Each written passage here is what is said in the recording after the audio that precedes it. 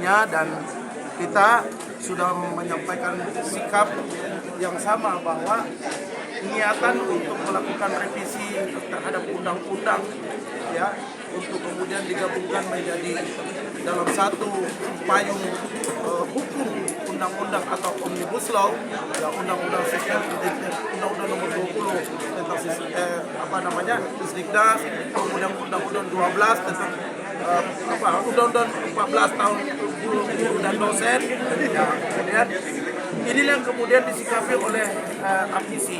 Nah, kita melihat bahwa rencana revisi ini akan sangat berpotensi merugikan perguruan tinggi daerah, perguruan tinggi yang ada di daerah, terutama perguruan tinggi swasta.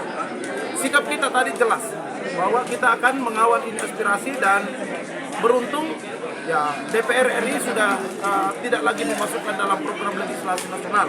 Tapi apa yang disampaikan hari ini sudah menjadi alarm yang sangat keras dari daerah agar pemerintah pusat tidak bermain-main dengan undang-undang tentang sistem pendidikan nasional. Kita sudah nyatakan tadi, termasuk muatannya itu ada 5 ya, saya kira termasuk salah satunya adalah meminta kepada pemerintah pusat untuk membatalkan ya pemberlakuan lembaga akreditasi mandiri, artinya pembebanan kepada perguruan tinggi dengan seluruh pembiayaan yang ada.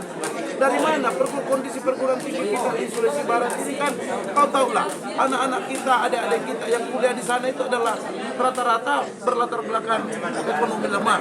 Nah, kalau demikian kondisinya, berarti pemerintah pusat harus bijak melihat ini kondisi yang ada dan tidak memaksakan untuk melakukan hal-hal yang justru bisa kontraproduktif dengan apa yang telah diperjuangkan oleh perguruan tinggi yang ada di daerah untuk meningkatkan mutu dan kualitas manusia kita di daerah. Pesan DPRD Kak kepada Nadiem Makarim ini seperti apa Kak? Ya Pak Nadiem jangan terlalu banyak bermain akrobatik lah. Ini pendidikan yang tidak sama dengan hal-hal lain. Ini pendidikan adalah hal yang sangat monumental, hal yang berkenaan dengan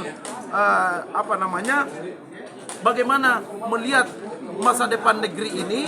Nah, kalau terlalu banyak akrobatiknya, terlalu banyak hal-hal yang berbau kepentingan di dalam yang nggak jelas juga referensi pemikirannya, kan kasihan ini pendidikan kita ini makin tergerus dan akhirnya ya perguruan tinggi kita seperti yang banyak disampaikan tadi itu akan pelan-pelan akan mati suri.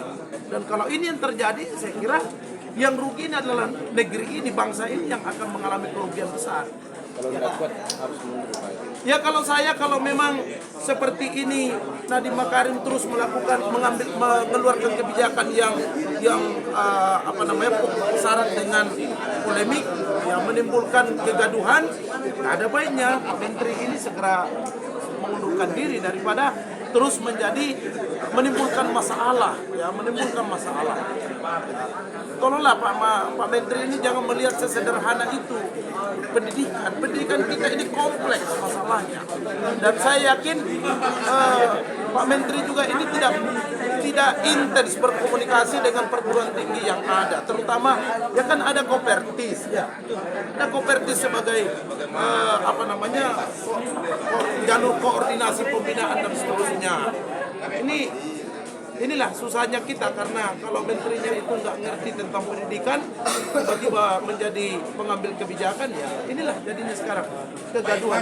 Ini baru terjadi, menurut saya ini baru kali pertama saya di DPR ini menerima seluruh perguruan tinggi ya menyampaikan aspirasi penolakannya. Dan ini hal yang sangat baik, hal positif untuk mengkontribusi pemikiran kita agar bangsa ini tetap kokoh dan seterusnya.